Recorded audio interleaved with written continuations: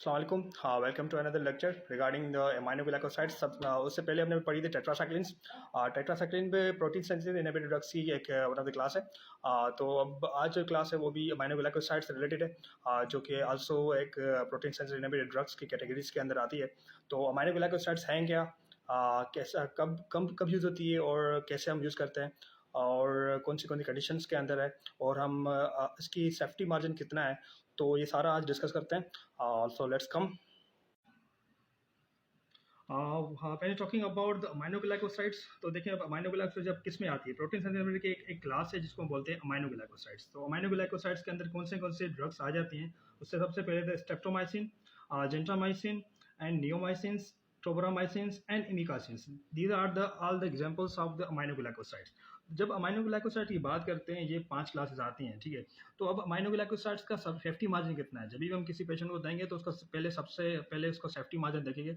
अब देखिए, एक होती है सेफेस्ट ड्रग्स होती हैं, एक होती है नेरोथेरापेटिक ड्रग्स होती हैं। अब नेरोथेरापेटिक ड्रग्स जो होती हैं उसके हम करते हैं, क्या करते हैं, टीडीएम करते हैं। TDM means the therapeutic drug monitoring. अब थेरापेटिक ड्रग मॉनिटरिंग हम कैसे करते हैं, क्यों करते हैं, because of narrow therapeutic drug index drugs. ये जो भी ड्रग्स हैं अमाइनोग्लाइकोसाइड, ये नैरो थेरापेटिक मीन्स इसका, अगर नैरो को मैं ऐसे डिफाइन करूँ, इसका सेफ्टी मार्जिन बहुत ही कम है।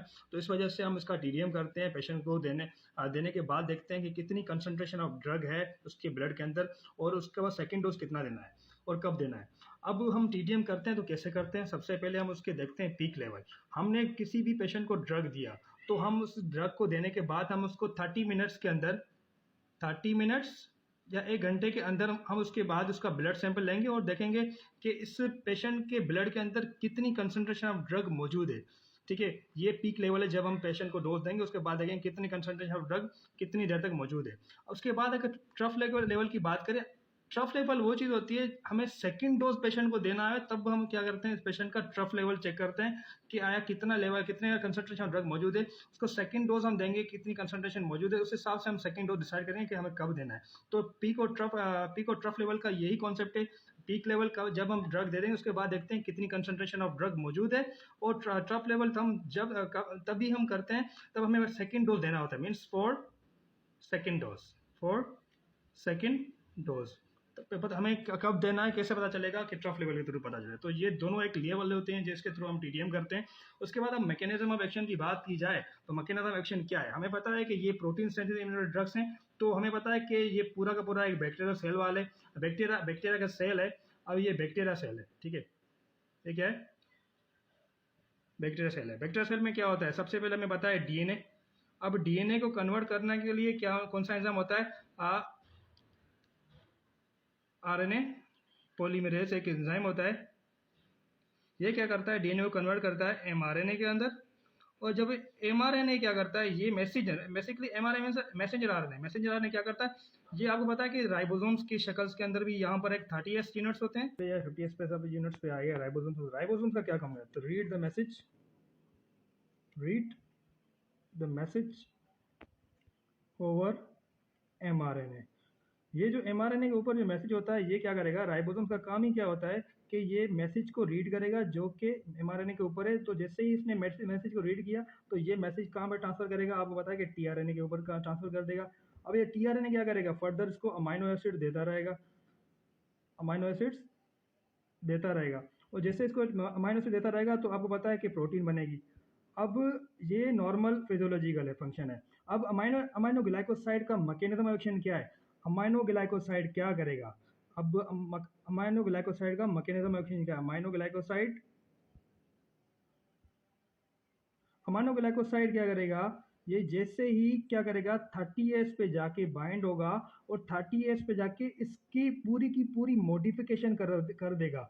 अब अगर अमाइनो ग्लाइकोसाइड 30S पे बाइंड होगा और 30S की पूरी मॉडिफिकेशन कर देगा, अब 30S को उसने पूरा का पूरा चेंज कर दिया है, मीन्स इसका पूरा का स्ट्रक्चर चेंज कर दिया है, इसकी पूरी जो फंक्शनल प्रॉपर्टी है पूरी की पूरी चेंज कर दी है। अब इसकी स्ट्रक्चर और फंक्शनल प्रॉपर्टी पूरी की पूरी चेंज कर दी है। अब राइबोसोम्स एबल नहीं है कि वो एमआरएनए का मैसेज पढ़ सके।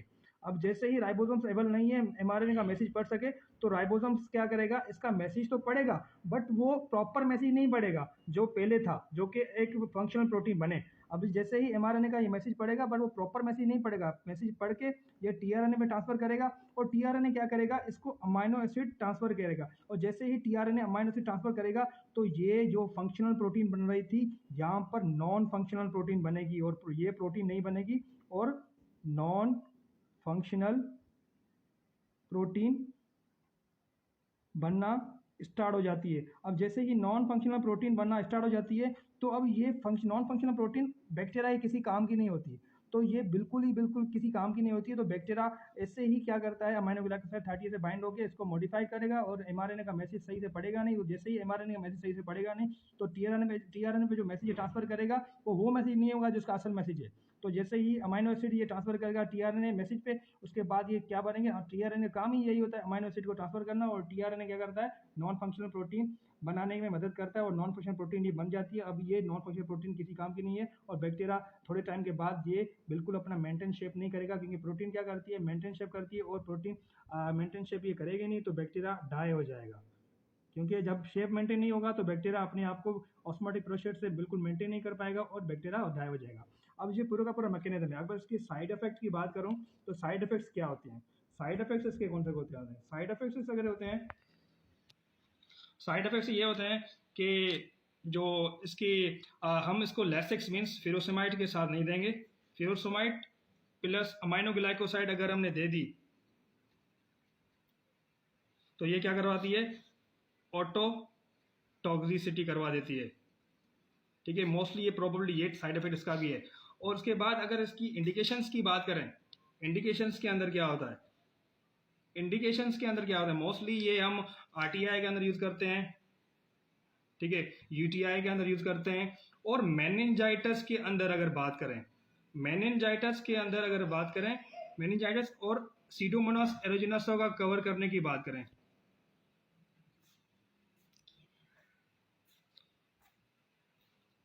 तो ये कंबाइनेशन